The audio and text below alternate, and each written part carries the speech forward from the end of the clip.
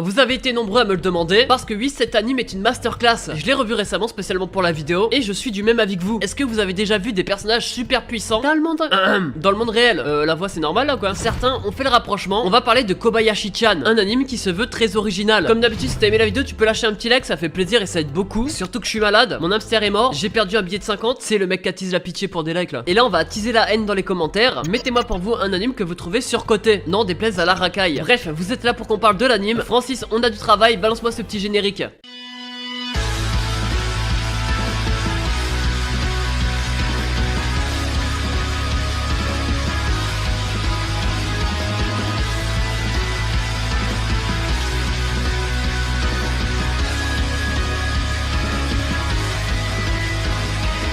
Cette vidéo est sponsorisée par NordVPN. Vous connaissez sûrement, j'en ai déjà parlé. C'est un système de VPN utilisable en un clic et sur toutes les plateformes. Grâce à NordVPN, vous serez en sécurité. Personne n'essayera de vous hacker ou même vous espionner parce que grâce à NordVPN, vos données seront protégées. Donc soyez tranquille. Vous vous demandez peut-être, est-ce que si toute la Terre pète en même temps?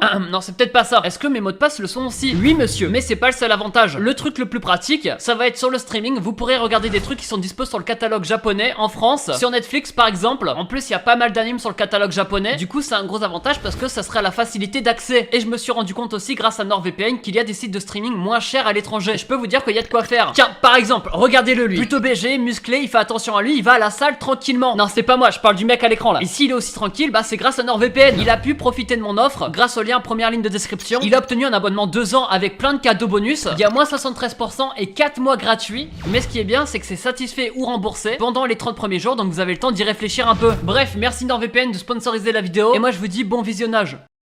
Kobayashi-san, ça parle de quoi? C'est simple, nous on suit l'aventure d'une femme qui s'appelle Kobayashi. Elle est salariée, elle travaille de façon normale. Mais un jour quand elle va rentrer chez elle en étant bourrée, elle va croiser un dragon. Elle va lui proposer un acheter un offert avec mon code Uber. Non mais Francis, tu te prends pour qui là? Elle va lui proposer de venir chez elle et c'est ce qu'elle va faire. Le lendemain elle va toquer chez elle et elle va lui proposer d'être sa servante, un truc du genre. Du coup elle va accepter et elle va devenir sa servante. De base les dragons aiment pas trop les humains. Sauf que Toru ou Thor, elle a pris une apparence humaine pour pouvoir marcher tranquillement dans les rues. Et elle a décidé d'oublier sa haine envers les humains parce que Kobayashi l'a sauvée. Mais qu'est-ce que fait un dragon dans ce monde là? En fait justement c'est tout l'inverse d'un isekai normal. Les mecs du monde fantasy viennent dans le monde réel. Mais avant d'aller plus loin dans les détails, on va parler un peu de l'opening. Du titre Aozora est chanté par Fana. On a là un opening qui visuellement est plutôt bon. On nous présente à peu près tous les personnages qui vont jouer dans l'anime, tous ceux qui auront de l'importance pour une scène ou une autre. Et en plus justement ce visuel colle bien à l'anime. Parce que c'était osé, il y a très peu de scènes de celui-ci. Et pareil au niveau de l'audio, bah c'est ambiançant, ça colle bien à l'anime, c'est enfantin. Bref, je vous le conseille. Mais alors pourquoi regarder cet anime? Parce que sinon je vais venir chez toi, je vais venir avec un... Allô, j'ai dit quoi là? C'était une blague, je fais 10 kilos. Déjà faut savoir que la série est un peu originale. C'est un slice of life, mais ils arrivent quand même à faire des scènes un peu action des fois. Parce qu'en fait, les dragons sont vraiment trop forts, ils ont des pouvoirs de ouf. Du coup, des fois ça sera des combats, des fois ça sera de la balle aux prisonniers, des fois ça sera autre chose. Mais ça, c'est parce que les dragons, ils arrivent pas trop à s'adapter au monde humain. Ils connaissent pas les normes. Et par exemple, ils ont vu des humains avec des pouvoirs dans des séries, du coup, ils ont pensé que les humains avaient des pouvoirs dans la vraie vie. Et c'est tout ce déni envers le monde humain qui est intéressant en fait. On va suivre leur apprentissage dans ce monde-là. Ils vont apprendre les codes sociaux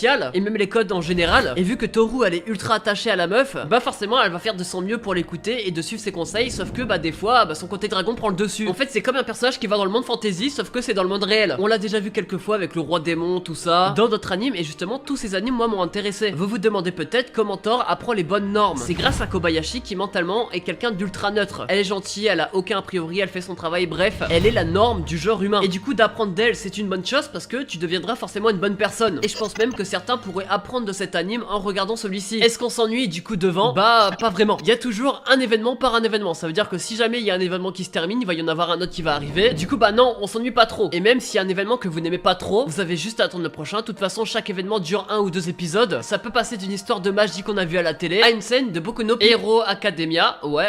Je sais pas à quoi tu pensais, mais moi je pensais à ça dès le début. Mais bref, c'est des actions du quotidien, des trucs qui nous paraissent banals, mais comme eux ne connaissent pas le monde humain, bah c'est là tout l'intérêt. Dans la saison 1 il y a même une convention geek pour vous dire que tout est respecté. Attention, il n'y a pas que 2 personnages. Sur le papier avec Kobayashi ils sont 3. Il y a un autre dragon qui est un peu plus petit. C'est dans la série le personnage kawaii que tout le monde connaît, hein, même si vous avez pas vu l'anime. Les deux pour moi ont à peu près la même personnalité, je vais pas vous mentir. C'est des gens qui sont ultra joyeux, mais un peu débiles. Moi personnellement ça me rappelle quelqu'un. Il fait des vidéos sur les animes, là je sais plus c'est qui. Avec sa veste tout en sang là, il est vraiment débile ce mec. Mais des fois j'ai vraiment envie de le suivre. Mais il y a aussi d'autres personnages. Et plus on va avancer dans l'histoire, justement, plus les personnages vont arriver petit à petit. Du coup tu auras le temps de t'attacher à tel personnage, puis on a un autre qui va arriver, t'attacher à lui aussi. Et là ça va être différent parce que ces personnages qui vont arriver arriver par la suite, eux sont différents de ceux qu'on a déjà connus avant. Il y a un mec ultra mystérieux, lui n'aime pas du tout les humains, sauf qu'il va réussir à s'attacher à quelqu'un, etc. Même sa mentalité va changer. Lui c'est mon personnage préféré parce que psychologiquement je trouve qu'il a très bien évolué, et en plus il me fait un peu de la peine, ça faut que je l'avoue. Mais du coup chaque personnage qui va arriver va être suivi au cours de l'anime. En tout cas chaque personnage du groupe, parce que les secondaires reviennent de temps en temps, mais juste pour une scène. Ça veut dire que tu vas suivre le quotidien des trois là, mais aussi celui du mage avec la meuf avec les gros ins,